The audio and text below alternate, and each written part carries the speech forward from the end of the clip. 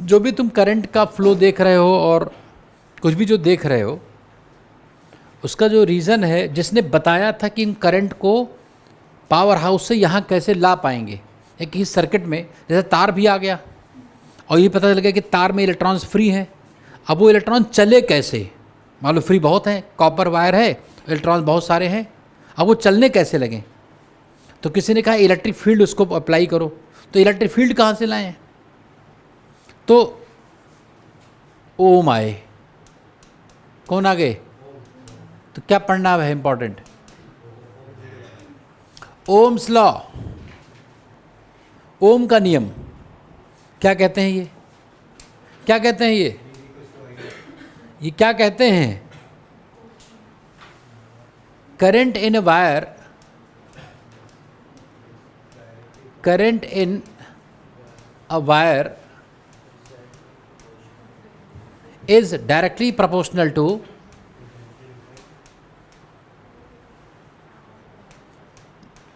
लिखते जाओ फटाफट, proportional to the potential difference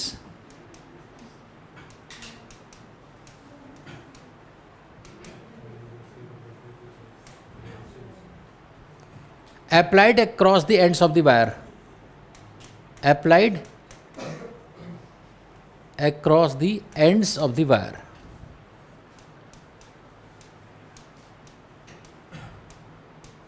ये इन्होंने बात कहा और अभी तक जिंदा है। ओम का नाम लेना पड़ता है ना, तो अमर हो गए ना। ये तो ना लो, देखो फेल हो जाओगे, इतना इफेक्टिव है। अपने पूर्वज का नाम ना लो अपने, तो कोई दिक्कत नहीं, अपने दादा के दादा, कोई इनका नाम लेना पड़ेगा, फेल कर देंगे। बहुत खतरनाक आदमी, ना लेकर देखो। हाँ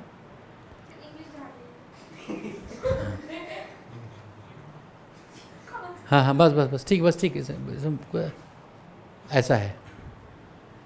मतलब he is so prominent that his laws are still very relevant.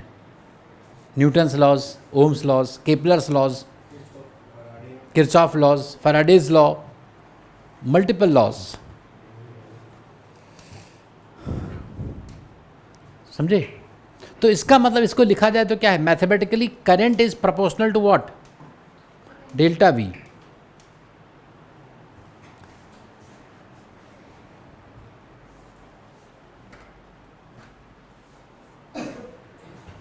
ये स्टेटमेंट है ओम्स लॉ का। अब आएगा क्या आएगा? Proof Ohm's law. ये तो स्टेटमेंट है, आएगा state and prove, state and prove.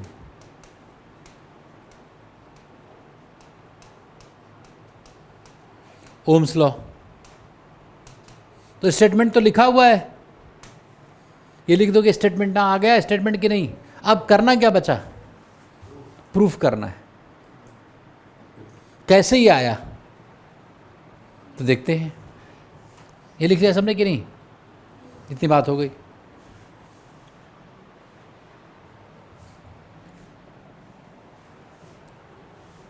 हाँ, और इसमें आगे भी है, ends of the wire provided that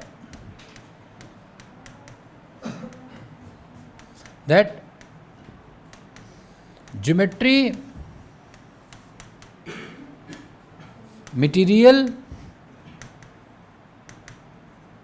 and temperature remains constant।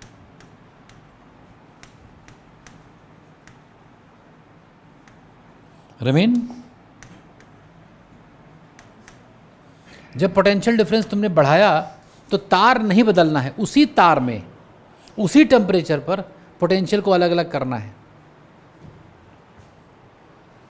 ये लॉ है, and that was a theoretical law, not empirical. ये प्रयोग करके नहीं कहा, इन्होंने सोच करके बताया था। So he is a great theorist. एक एक्सपेरिमेंटल फिजिसिस्ट होते हैं, एम्पिरिकल फिजिसिस्ट कहते हैं उनको। एक वो theoretical physicist like Einstein, Newton, ये थ्योरेटिकल फिजिसिस्ट हैं। एक्सपेरिमेंट नहीं किया, सोचा और बता दिया। वो खतरनाक लोग हैं। स्टोक्स लॉ, स्टोक ने बॉल्स को हाई डेंसिटी कैरोसिन उसमें डाला था उसमें, और धीरे धीरे करके चेक किया था terminal velocity 11th class fluid viscosity में, वो एम्पिरिकल लॉ है। बात समझ गए? कहने का मतलब क्या है समझो इधर, कहने का मतलब है ये है कि एक तार हम लेकर आए, मान लो कॉपर वायर है और इसका लेंथ कुछ है L, और इस तार का एरिया ऑफ क्रॉस सेक्शन भी तो कुछ होगा, अरे कुछ एरिया ऑफ क्रॉस सेक्शन होगा कि नहीं। अब मान लो इसके अक्रॉस मैंने V1 वोल्ट अप्लाई किया तो मुझे I1 करंट मिली। V1 वोल्ट अप्लाई करने पर कितनी करंट मिली? I1। या मैंने V वोल्ट अप्लाई किया, मान लो V वोल्ट अप्लाई किया मैंने, मान लो, और कितनी करंट मिली? V वोल्ट अप्लाई करने पर I करंट मिली। Voltage applied, current obtained. V किया तो I मिली, या V0 किया तो I0 मिली। अब मैंने 2V0 किया तो कितना मिलना चाहिए? लेकिन अब मैंने बैटरी का वोल्टेज बढ़ाया तो, लेकिन तार वही रहे और मटेरियल वही रहे, ज्योमेट्री वही रहे, उतने ही लेंथ का वायर। ये नहीं कि जैसे पहली बार L लेंथ के वायर में मैंने V0 वोल्ट अप्लाई किया था, then I have replaced the wire with 2L length of wire and I asked you to apply 2V0, you will not get 2I0 because you have changed the geometry, length and area वही होना चाहिए। और temperature, मान लो जब इस तार में initially the current was I0, so when there will be current the wire will start heating। तो अगर तुम 2V0 जब लगाओगे, दूसरी बैटरी लगाओगे, तब तक वो तार हीट कर चुका है, तो क्या टेम्परेचर वही रहेगा जो पहले था? तो आज एक्सपेरिमेंट करना है तो कल करना है, मतलब जब फिर से टेम्परेचर नॉर्मल हो जाए उस वायर का, तब फिर से रिपीट करना है। अगर आप कंटिन्यूसली करोगे एरर आना शुरू हो जाएगा। 2V0 पर 1.8 I0 आएगा, जबकि कह रहे हो डायरेक्टली प्रोपोर्शनल, और आ क्या रहा है? डबल हो ही नहीं रहा है, जबकि तुमने वोल्टेज को डबल किया है। So what are the cause of error in Ohm's law? मान लो तुम ओम्स लॉ को वेरीफाई करने के, क्या एरर हो सकता है? You have replace the wire, you have used the wire of same material but taken a thinner wire, ठीक, और you have done the experiment continuously, तुमने ठंडा नहीं दिया, होने नहीं दिया इसका तार को। ये सारे एरर्स की पॉसिबिलिटीज़ हैं। तो इसको प्रूव कैसे करेंगे भाई? कैसे प्रूव करेंगे?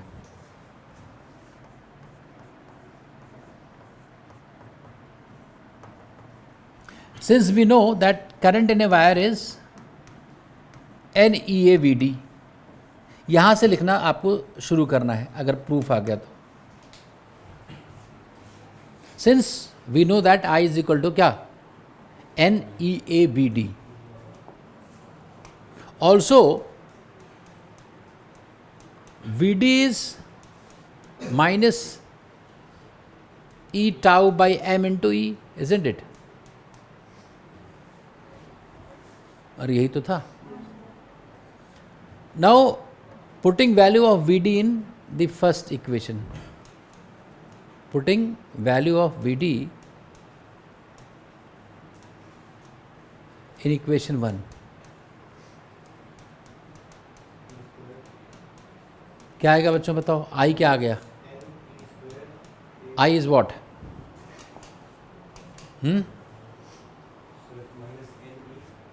Minus N E square tau by M into A into E. देखो यही आएगा, चेक करो सारे बच्चे। इलेक्ट्रिक फील्ड के अपोजिट करंट फ्लो होगी। इलेक्ट्रिक फील्ड अगर राइट की तरफ सेटअप किया है तो करंट लेफ्ट, माइनस साइन यही इंडिकेट कर रहा है।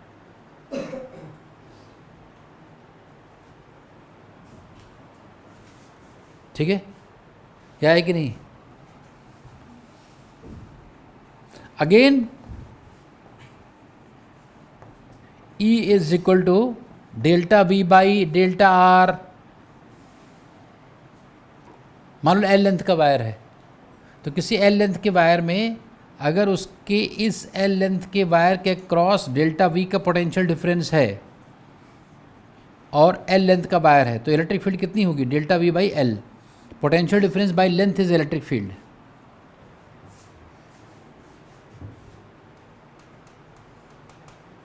Now putting E into third equation,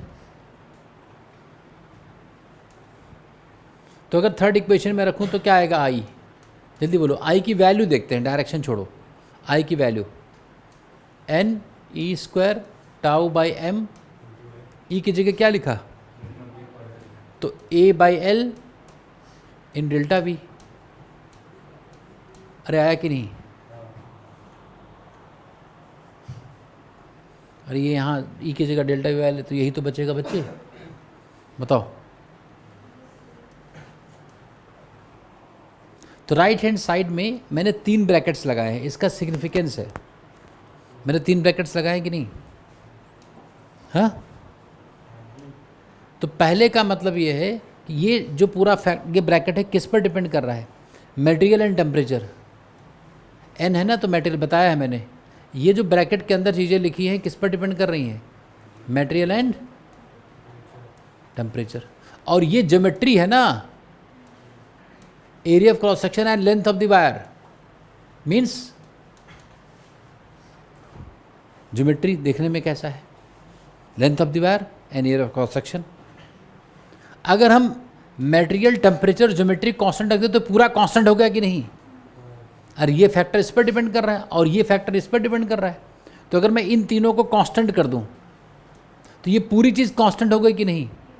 so if material of a wire, temperature and geometry is kept fixed,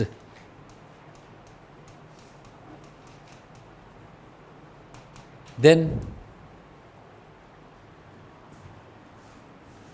तब बताओ I क्या होगा, I is proportional to, यही प्रूव करना था।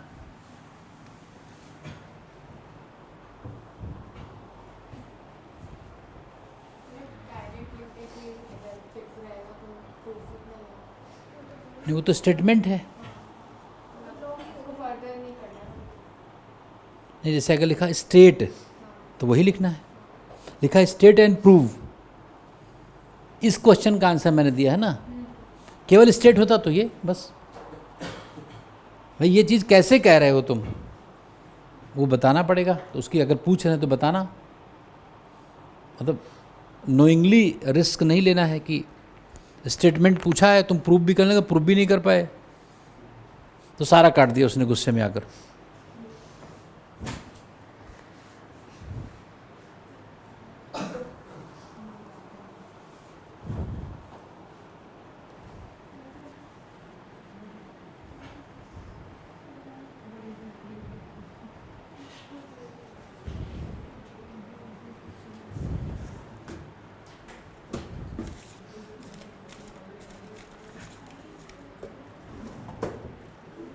देखो बच्चे इधर, ये आ गया, ये इसका प्रूफ है। यहाँ शुरू करोगे, वी डी को पहले हटाओगे, फिर वी की जगह डेल्टा वी बाई एल, बस 3 स्टेप्स में आ जाएगा। अब नंबर अगर ज़्यादा मार्क्स में आते हैं तो इसी को तुम्हें ज़्यादा बढ़ा चढ़ करके लिखना है कि once upon a time Ohm came and he observed. हाँ, बहुत बढ़िया, तब तो हो गया। तब देखो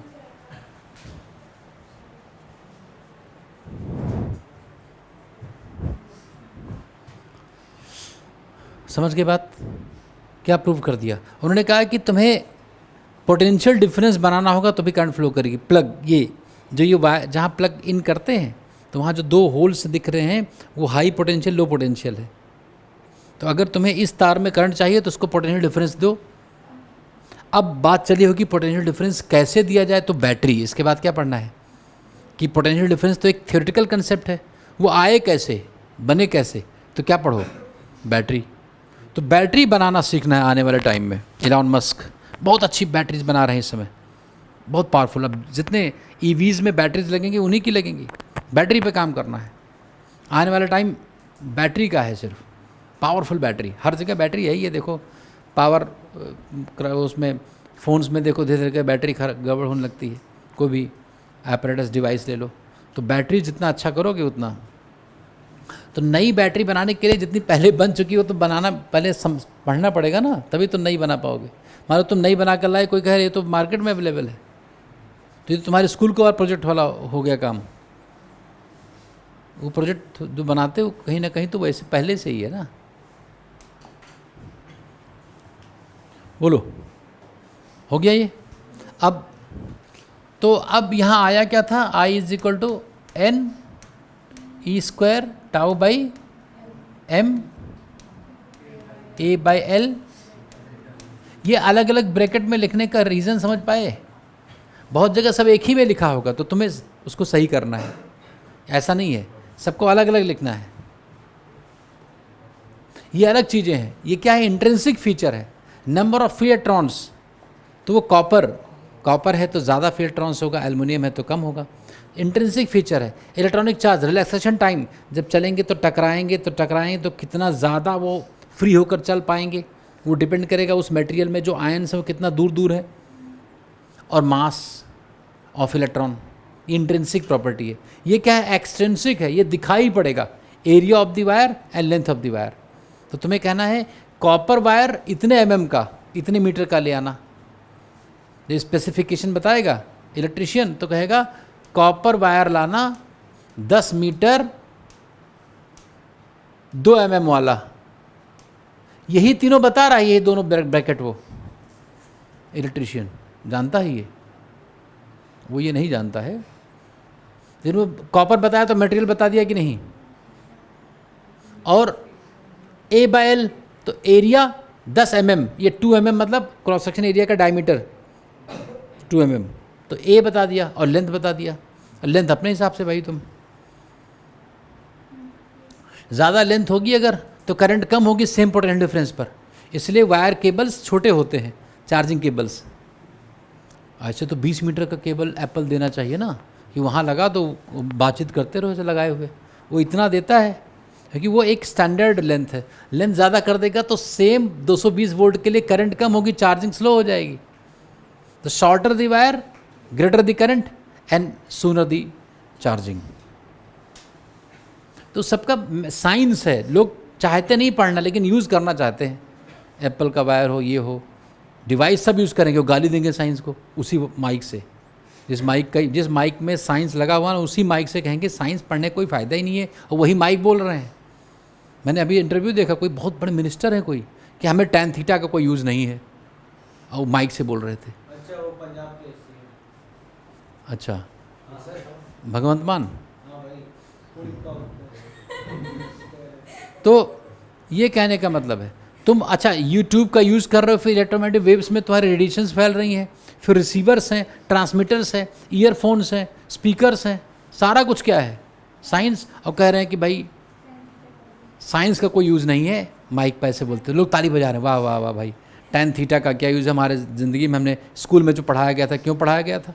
अरे जब तुम ही मूर्ख निकले तो उसमें उसकी क्या दिक्कत है, साइंस की क्या दिक्कत है? मैं तुम्हें कभी यूज़ नहीं किया। तो गन्ना अगर बेच रहे हो, खेती कर रहे हो, तो उसमें कहाँ यूज़ है, तो उसका अपना हो। तो ऐसा है। देखो इधर, तो ये आ गया। अब इसको क्या कहा गया अलग से, इसको कहा जाता है कंडक्टिविटी। इस पूरे टर्म को क्या कहा गया, कंडक्टिविटी।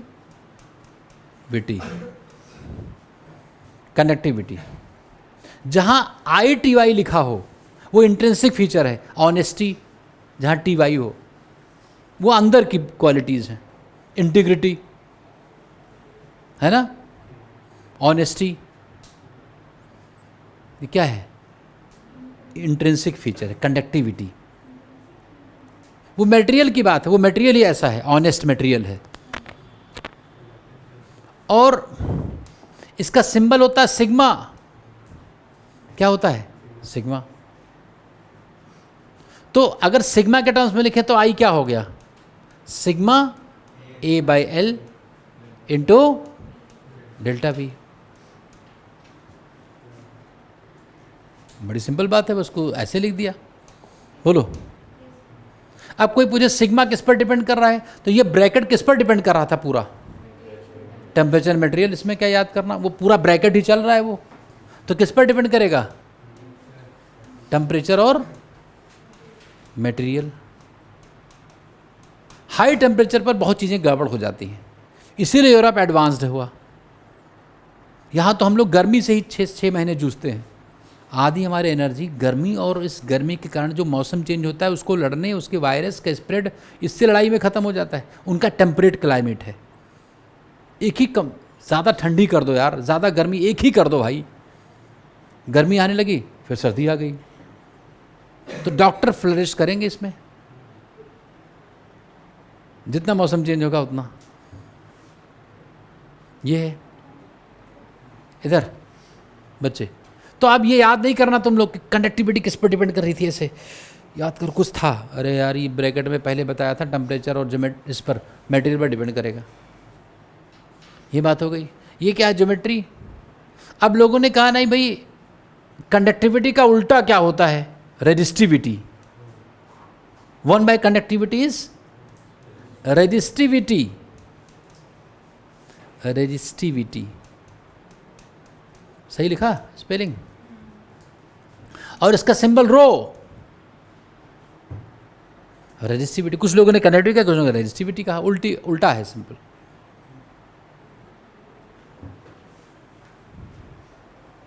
ये भी किस पर डिपेंड करेगा, अरे इसी पर, टेम्परेचर और मटेरियल पर। तो रो के टर्म्स में क्या होगा बताओ, I इज इक्वल टू क्या लिखा जाए यहाँ, सिग्मा इज 1 by रो ना, सिग्मा की जगह 1 by रो, तो A by rho L into delta V। अब डेल्टा V एक साइड कर लो, उधर भेज दो तो क्या होगा, रो L by A। वही तो बात है। अब नया ब्रैकेट आया, इसको रेजिस्टेंस कहा गया।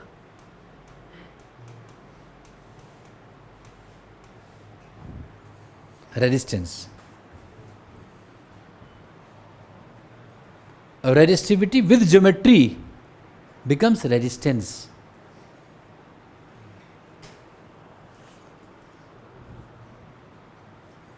Resistance with resistivity along with geometry makes a wire resistant।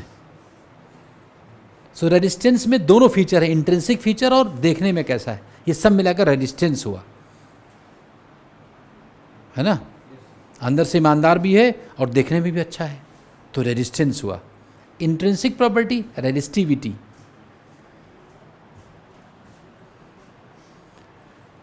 Resistance का सिंबल R लिखा गया, तो R किसकी जगह लिखा गया बच्चों,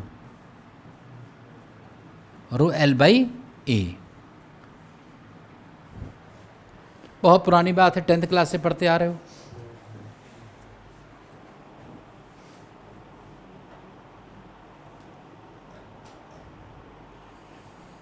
तो हम लोग ओम्स लॉ से हम लोगों ने डिस्कशन स्टार्ट किया, and we landed to the term resistance. So now we will stop discussing Ohm's and we will discuss resistance.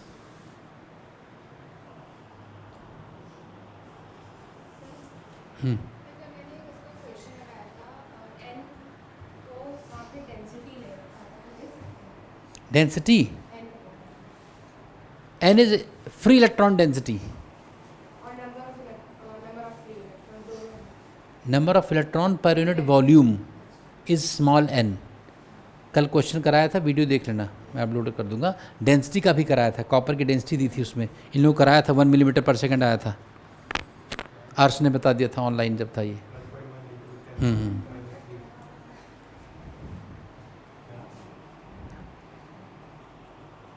Benefits of being online.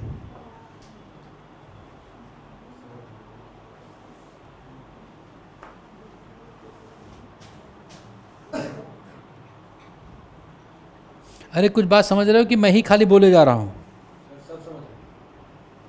ज़्यादा तो नहीं समझ गए। बड़ी सिंपल बात है, यहाँ शुरू करो और एक से कनेक्ट करते जाओ। जैसे मान लो मैं भूल गया सब कुछ, तो मैं ये नहीं भूलूंगा, ब्रैकेट को ऐसे इसको रो सिग्मा लिखूंगा, उसका उल्टा करूंगा, फिर ऐसे रेजिस्टेंस आ जाएगा। So resistance is the capacity of a wire to resist flow of electrons, है ना. How effectively you can resist the flow is useful act or not good act. कोई वायर इलेक्ट्रॉन्स को जल्दी ना फ्लो करने दे, ये अच्छी बात है कि बुरी बात है? हाँ, क्या कम चाहिए? तो करंट कम चाहिए तो हम मतलब वो मटेरियल चेंज कर देंगे उसी में. अच्छा, हाँ सही कह रहा है. जैसे अगर फ़ैन तेज चल रहा है तो हमें मान लो कम करना है, तो जब ये तुम यहाँ कम करते हो तो रेजिस्टेंस बढ़ा देते हो, तो सेम पोटेंशियल डिफरेंस में वो करंट वहाँ नहीं पहुँच पाती. लेकिन देखो, रेजिस्टेंस जितना ज़्यादा होगा उतना इलेक्ट्रॉन्स को टक्कर ज़्यादा होगी, टकरा के चलेंगे तो उनकी एनर्जी लूज़ होगी. एनर्जी लूज, उनका एनर्जी का लॉस ही हमारा गेन है. एनर्जी जितना ज़्यादा वो लॉस करेंगे तभी तो हमारा फ़ायदा है. Like share market, once loss is your profit. सबका प्रॉफिट हो तो फ़ायदा ही नहीं है. तो you have to pray that someone loses the money and you will gain. तो इलेक्ट्रॉन की एनर्जी जब निकलेगी तो भी तुम्हें हीटर से टेम्परेचर मिलेगा, जहाँ से एनर्जी चाहिए उस फॉर्म में मिलेगा. क्वेश्चन भाई, रेजिस्टेंस किन फैक्टर्स पर डिपेंड करता है? फैक्टर्स अफेक्टिंग रेजिस्टेंस बताओ अब.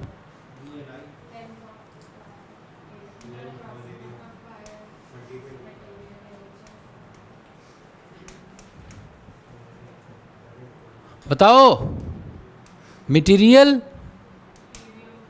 टेम्परेचर, ये तो हो गया रो एंड ज्योमेट्री.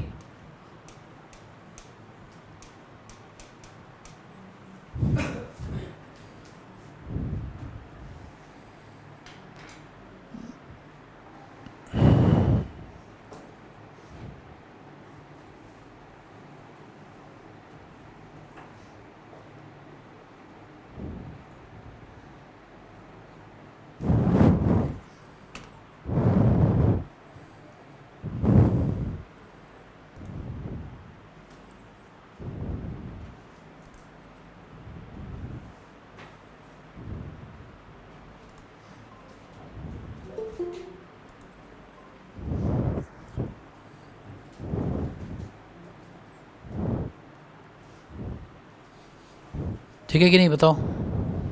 इसमें कोई डाउट यहाँ तक? कितना अच्छा हो कि ऐसे थ्योरी की बात होती रहे. सिर्फ ये ऐसा होता है, ये इतना होता है, ये ऐसे होता है, लाओ नंबर. लेकिन इतना आसान इंडिया में, इतना आसान पढ़ाई नहीं, क्योंकि लोग बहुत हैं. तुम्हारे कंपटीशन में बिहार वाले भी हैं. इतना पढ़ेंगे, इतना पढ़ेंगे, किलो के हिसाब से पढ़ डालते हैं वो, बहुत पढ़ते हैं वो. समझे कि नहीं?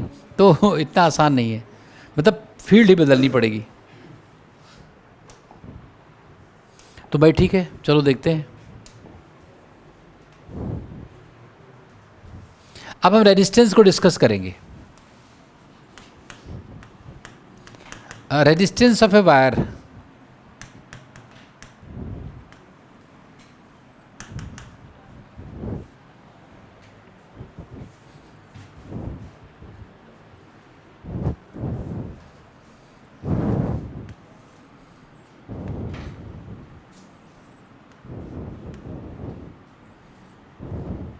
एक एल लेंथ का वायर था, इसका एरिया ए नॉट है या ए है, मान लो area of cross section. Material इसमें रो का लगा हुआ है, रेजिस्टिविटी. तो इसका रेजिस्टेंस कितना होगा? बोलो बच्चे. रो एल बाई ए, यही तो.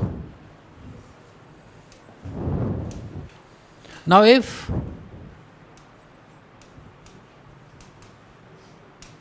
the same wire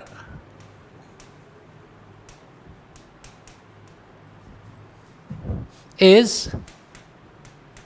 stretched, stretch कर दिया मैंने to double of its length.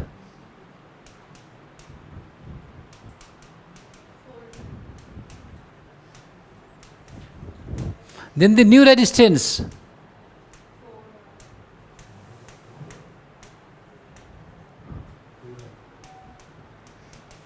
Arsh.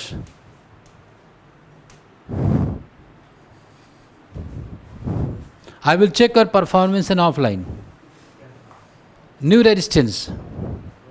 हाँ करो करो बिल्कुल.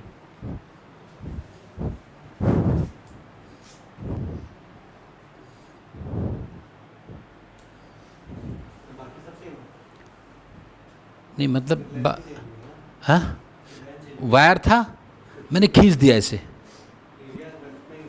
एरिया कैसे वही रहेगा यार, जब उसी वायर को लंबा कर दोगे तो एरिया तो कम हो जाएगा ना, पतला हो जाएगा.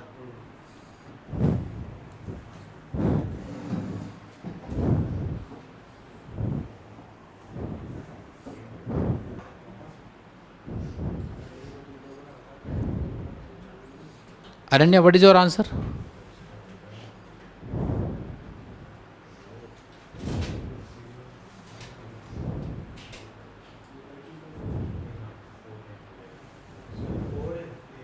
Four are.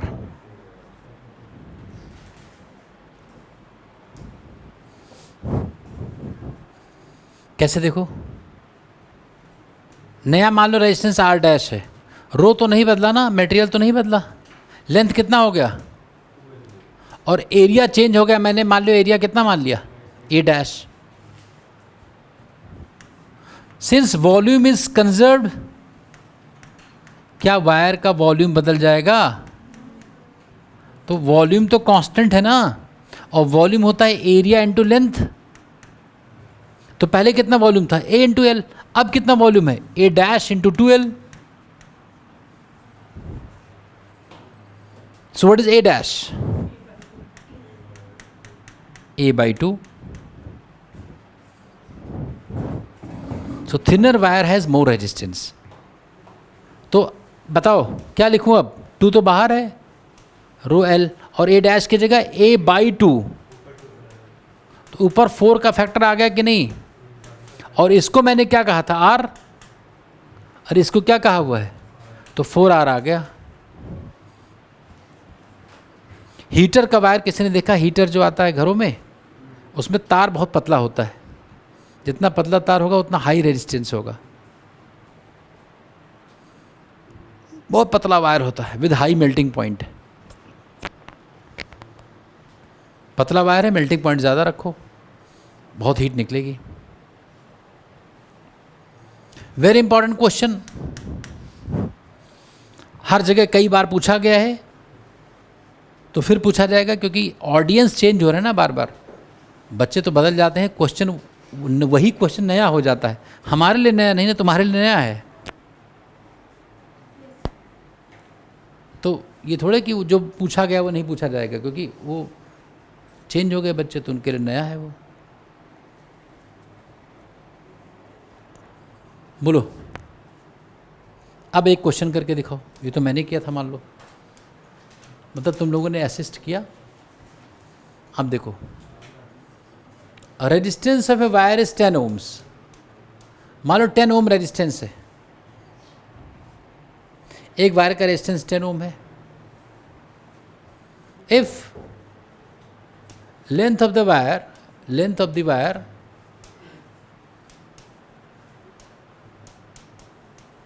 is increased by 20% by stretching,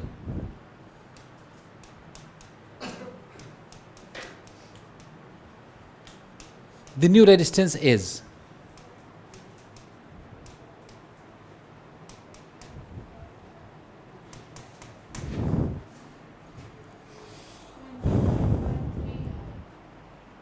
कम हो गया क्या, पहले 10 था अब कम हो गया. 25/3 कब से 10 से ज़्यादा होने लगा.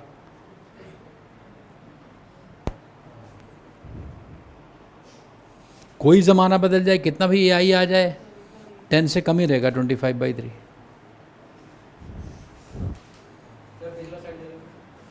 हैं नहीं, क्या करना है, मेरे सर वही आपका जो आपने पहले कहा था वही का तो वो तो लिखा होगा ना तुमने। हाँ अच्छा, बस एक सेकंड छू लेते हाँ तो ये कहो कि लिखा नहीं है। आई वॉल्यूम वाले छू लेते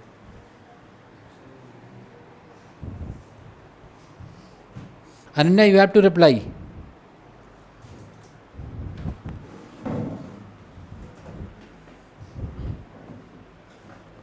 अनन्या आवाज़ आ रही है?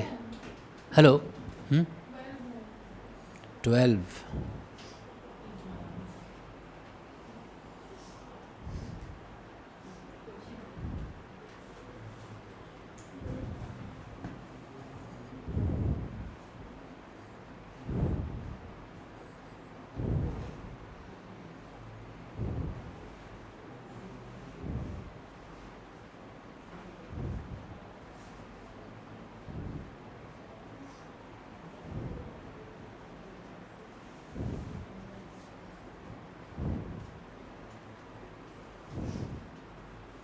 बताओ बच्चे।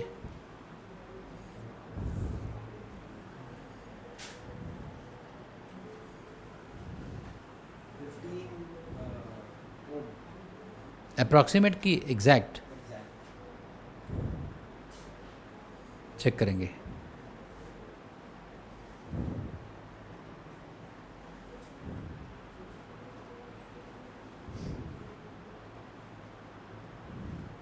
Ananya what is your answer?